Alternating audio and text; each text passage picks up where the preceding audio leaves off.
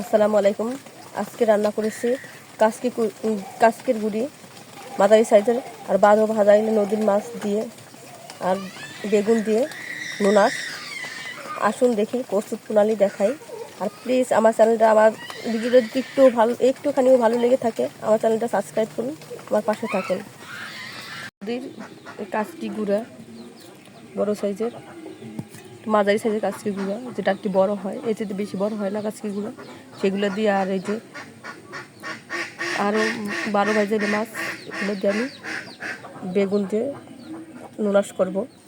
দিয়ে দেবো প্রথমে আমি তেল,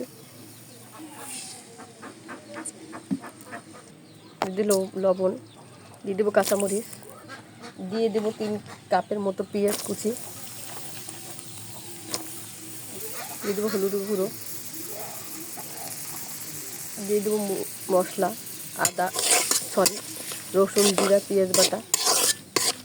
ভালোভাবে মশলাটা নাড়াচাড়া করে নেব। এখন আমি বেগুন দিয়ে দেবো, বেগুনটা আমি ভালোভাবে ছেড়ে নেব, মশলার সাথে মাখিয়ে নেব। আমি এখানে একটু পানি ব্যবহার করব না, নদী থেকে যে পানি বেরোবে তাই। এখন আমি মাছ দিয়ে দেবো, নেড়ে ছেড়ে নিব।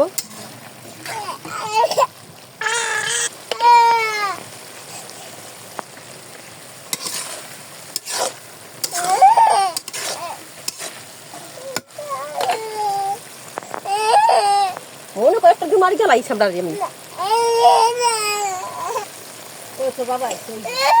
ধনে পাতা দিয়ে দেবো, বিলেতি ধনে পাতা কুচি।